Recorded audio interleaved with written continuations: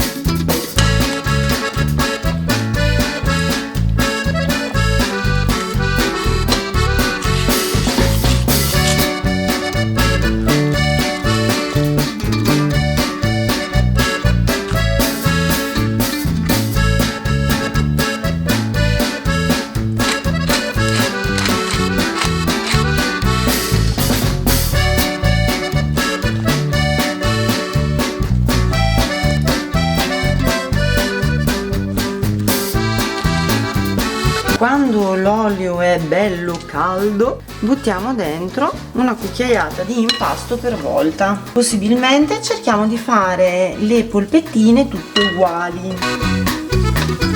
Questo tipo di preparazione va sempre fritto in abbondante olio, quindi in olio profondo.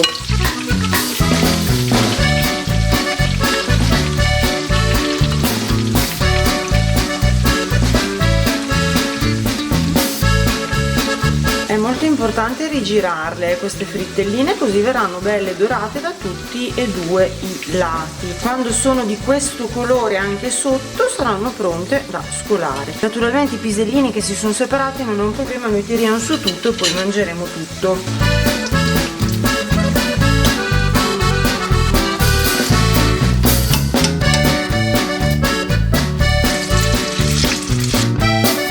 Questi che sono diventati leggeri e croccantissimi, un po' di sale da fare sempre all'ultimo, altrimenti si ignappa il fritto, mi raccomando. E infine, anziché la solita insalata verde, io ci metto un po' delle cipolle, quelle rosse di Tropea mie, e i miei pomodori conditi semplicemente con olio, sale. Il piatto è pronto.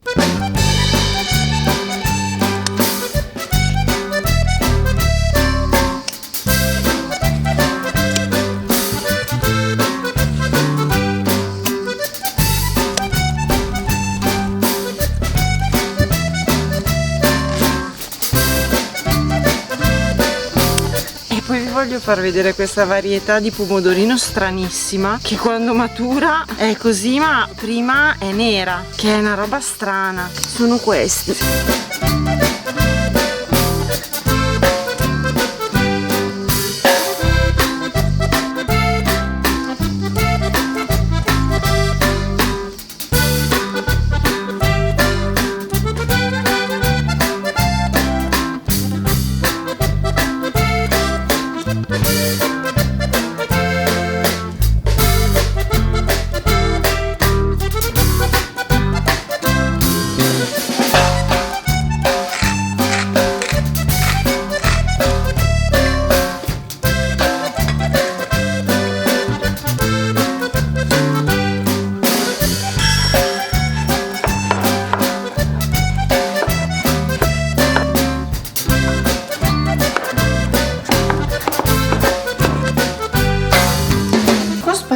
Di sale grosso e poi acqua a temperatura ambiente. In questo modo rilasceranno l'amaro. Lasciamo riposare così per almeno mezz'ora.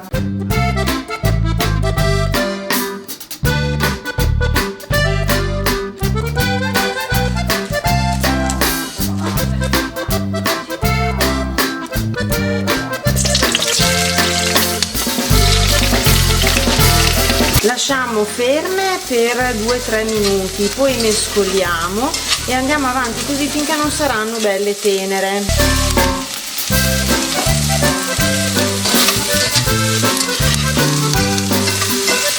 Cerchiamo di lasciarle distribuite in un unico strato.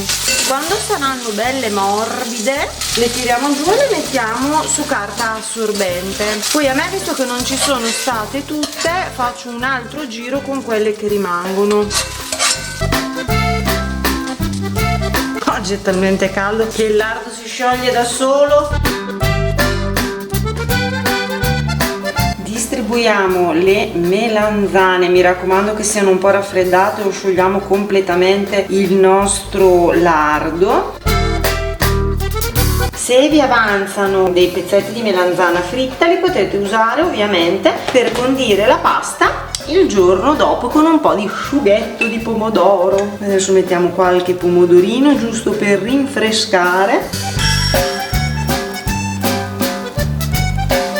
Per finire, se l'avete e vi è gradita, un po' di maggiorana, foglioline. Io ne faccio 2 con la maggiorana e 2 con il basilico che abbiamo raccolto stamattina, a seconda anche dei vostri gusti naturalmente.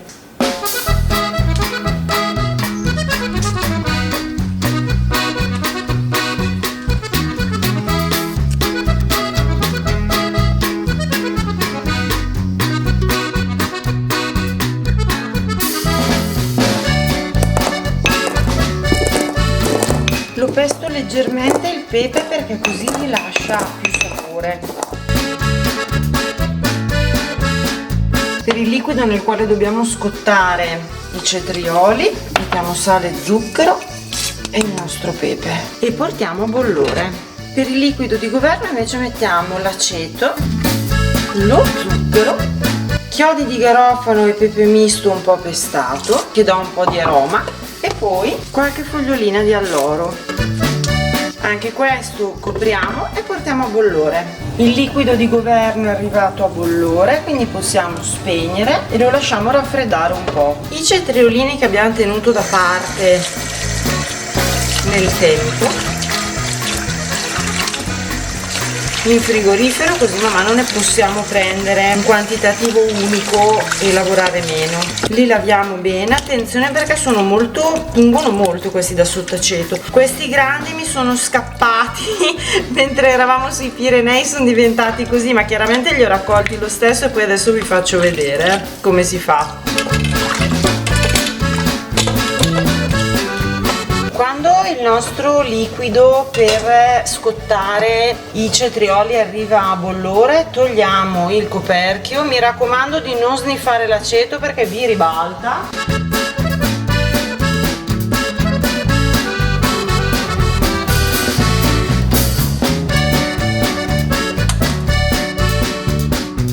Adesso li lasciamo cuocere, questi che sono grandissimi, hanno diametro di 5 cm, li lasciamo dentro 10 minuti. Ogni tanto li giriamo. Vedete che pian pianino cambiano un po' colore. Quando sono passati 10 minuti prendiamo i nostri mega cetrioloni, li mettiamo a scolare. E poi buttiamo dentro gli altri cetrioli per 4-5 minuti, non di più.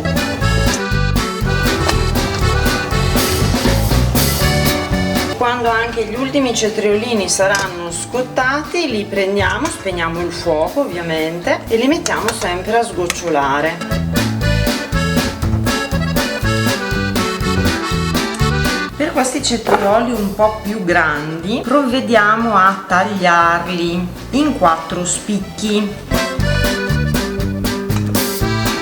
Questo servirà anche per consentire di distribuirli meglio nei vasetti, perché se no facciamo veramente fatica da così grossi, non si riescono a mettere più di uno forse. Tanto questi dopo sono da sgranocchiare così. Mi raccomando di spingere bene, non dobbiamo lasciare, dobbiamo riempirlo bene il vasetto. Facciamo la stessa cosa anche per gli altri così grandi. Quelli più piccolini invece semplicemente li appoggiamo dentro così.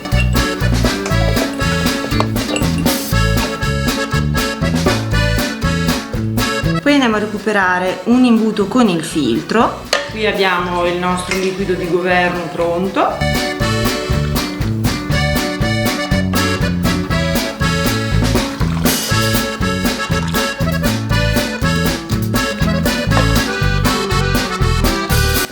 avete, ma è opportuno comprarle, prendete le grigliettine, che sono molto importanti perché terranno giù i vostri cetriolini.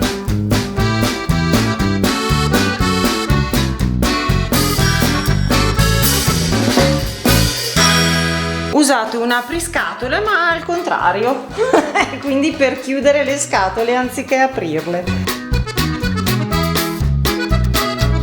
Una pentola abbastanza grande, io questa l'ho comprata appositamente per fare il bagnomaria, perché sennò... Voilà.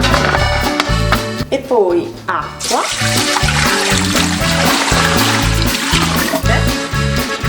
Fino a coprire completamente i tappi. Voilà, portiamo a bollore su fiamma alta e quando arriva finalmente a bollore lasciamo andare per circa 25 minuti, sempre potente il fuoco. Trascorsi 25 minuti spegniamo e lasciamo raffreddare completamente nell'acqua, senza tirar fuori niente. Il giorno dopo possiamo tirare fuori i nostri vasetti.